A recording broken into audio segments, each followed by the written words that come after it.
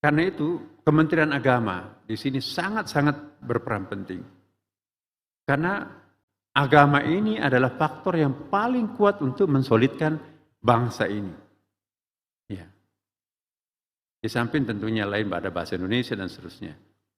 Sudah 4 kali Indonesia itu diprediksi oleh futurolog politik Amerika. Indonesia itu akan jadi negara Balkan, negara Uni Soviet itu kan, di tahun 1998. Fase krisis itu kan. Lewat 98 kok Indonesia belum bubar. Diprediksi lagi tahun 2004. Indonesia itu udah dibagi-bagi tuh siapa yang akan mengambil Papua, negara besar mana yang akan mengambil Kalimantan. Lewat tahun 2004 itu nggak ada apa-apa di Indonesia. Diprediksi lagi bahwa 2018 Indonesia itu akan hancur seperti negara-negara Balkan menjadi sekian negara kan. Lewat 2018, terakhir 2020 Indonesia itu akan terbagi sekian banyak negara. Tapi lewat lagi. Akhirnya mereka berkesimpulan negara yang paling susah diprediksi adalah Indonesia. Ada apa Indonesia ini? Dan mereka juga menilai bahwa kekuatan yang paling hebat dimiliki Indonesia, mohon maaf ini, adalah kekuatan umat Islam. Ya. Kenapa? Karena hampir 90% umat Islam di Indonesia ini, selama umat Islam itu kompak dan bersatu, tidak akan pernah ada yang berani untuk mengacak-acak Indonesia. Ya. Dan umat Islam kita itu adalah lebih homogen. Karena kita 99 adalah Sunni, Ahlussunnah wal Jamaah. Bayangkan Libanon, Bapak Ibu. Libanon itu satu negara besar, 50% umatnya Kristen, 50% Muslim. Umat Islamnya itu 50% Syiah, 50% Sunni. Jadi bosan perang antara Syiah dan Sunni, perang antara Kristen dengan Islam. Nah, ada Israel, gabung lagi perang dengan Israel. Jadi kota Babak Belur itu adalah Libanon. Nah kita alhamdulillah, negara Sunni itu paling enak diperintah loh Bapak Ibu.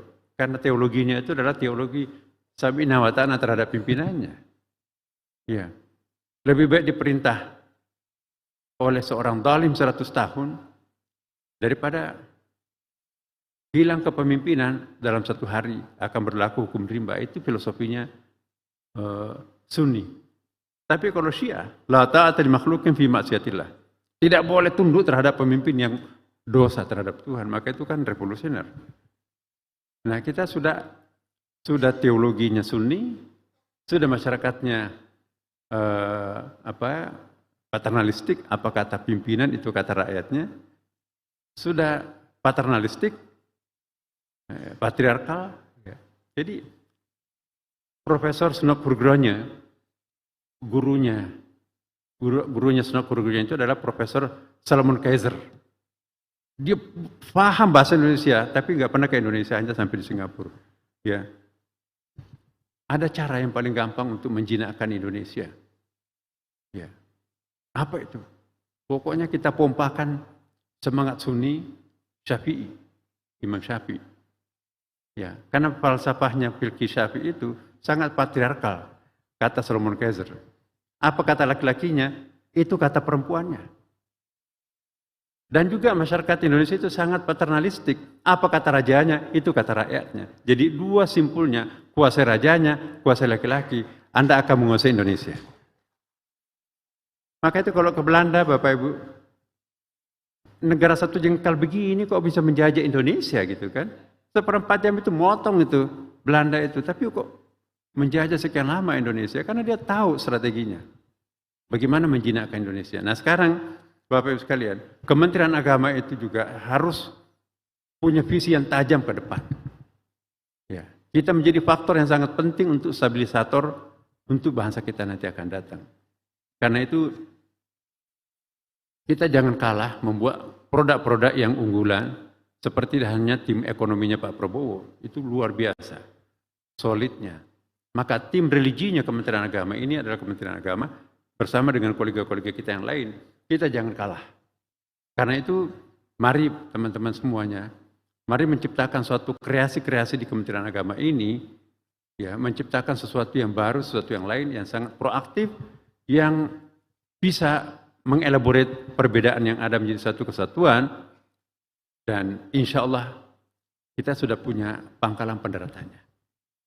Saya percaya wajah-wajah yang di depan saya ini adalah wajah cerdas, teman-teman juga yang cukup. Kami tidak melihat siapa kalian, tetapi saya melihat bahwa bagian dari kita, kalian adalah orang-orang terbaiknya Kementerian Agama.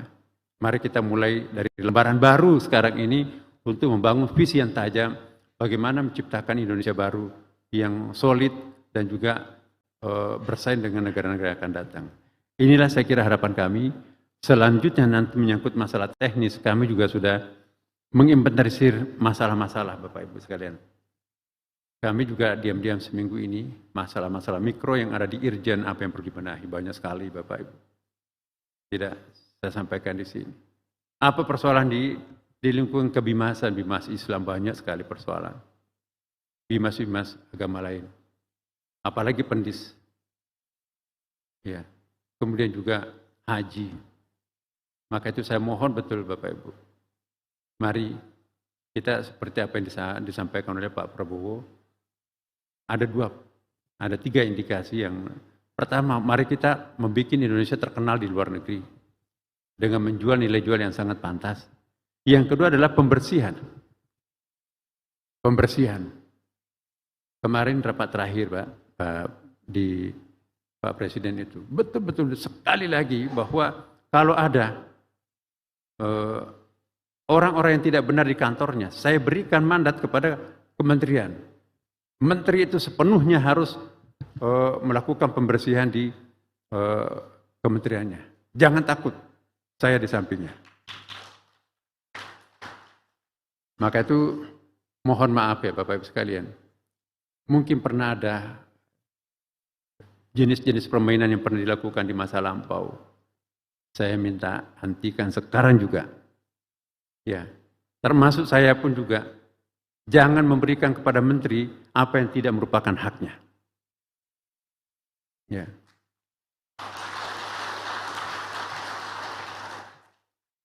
Pokoknya kami akan mempertaruhkan segalanya. Saya nggak ada beban, kecuali mengabdi ke Pak Prabowo ya bahwa pembersihan. Ya. Jadi kalau ada konsekuensi yang nanti muncul karena saya melakukan pembersihan, saya siap apapun resikonya.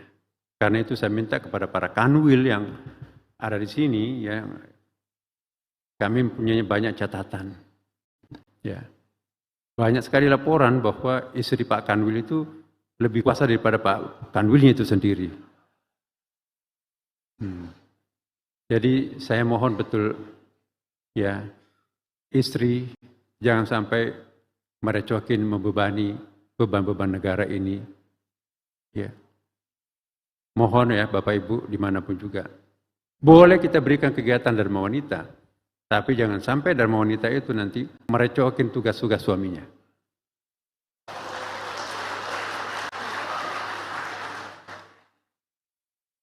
Ya. Kami juga punya staf khusus dan tenaga ahli yang punya fungsi sesuai dengan kewenangan yang diberikan kepadanya. Saya juga minta kepada tim khusus saya berkali-kali itu. Jangan sampai nanti tim staf khusus mau bermain proyek atau mau bermain promosi jabatan. Ya. Kami tidak ingin mendengarkan staf khusus atau tenaga ahli kami yang mendampingi kami itu membuka-buka lembaran-lembaran yang sifatnya angka-angka di kepegawaian. Ada tugasnya. Maka itu saya mohon betul. Saya insya Allah bersama Pak Wamen akan menegakkan kebersihan di Kementerian Agama. Iya. Dan juga saya minta pada rekan-rekan datang supaya jangan diwakili. Benar-benar pada saat itu saya juga akan tongkrongin, ya, kami juga akan melibatkan, mohon maaf ini, saya sebetulnya tidak menyampaikan, kami juga akan melibatkan Kejaksaan, KPK, mengawal seluruh program Kementerian Agama. Kami sudah bicara dan insya Allah besok itu mulai akan datang, kita undang secara resmi. Bahkan juga melibatkan intelijen. Siapa yang bermain, itu kami punya banyak mata sekarang ini. Dan mohon maaf, kami juga akan melakukan tindakan langsung pada saat itu. Siapapun. Ya. Oleh karena itu saya mohon betul, mari kita mencari yang halal. Sedikit tapi halal itu lebih berkah. Apa artinya banyak tapi kalau dikejar-kejar? Mau kemana sih hidup ini? Hidup kita cuma sejengkal kok. Dalam agama Islam itu hanya 1,5 jam kita hidup di dunia ini dibandingkan dengan keabadian akhirat itu kan. Satu harinya akhirat itu sama dengan 1000 tahunnya dunia. Jadi kalau hidup kita 70 tahun, berarti kita cuma 1,5 jam. Jangan mempertaruhkan 1,5 jam untuk neraka jahanam seabadi-abadinya di sana kan. Ya. Kita bukan mencari yang tinggi, yang cari banyak, yang cari besar. Kita cari berkah. Berkah itu adalah lebih baik buat kita. Daripada banyak tinggi besar, tapi dikejar-kejar, enggak ada ketenangan Bapak Ibu. Nah inilah harapan saya kepada Bapak Ibu dan teman-teman sekalian. Sekali lagi saya percaya kepada teman-teman semuanya. Kalian adalah kebanggaan Kementerian Agama. Mari kita istiqomah, mari kita memperbaiki diri kita setiap hari. Ya, saya percaya Kementerian Agama insya Allah akan lebih kuat dengan visi-visi yang kita akan rumuskan besok pada raker ini. Terima kasih Bapak Ibu sekalian, mohon maaf ini agak sedikit panjang, tapi mudah-mudahan bisa merabah apa yang menjadi obsesi kami di dalam rangka penajaman visi Kementerian Agama di masa depan. Demikian, wassalamualaikum warahmatullahi wabarakatuh.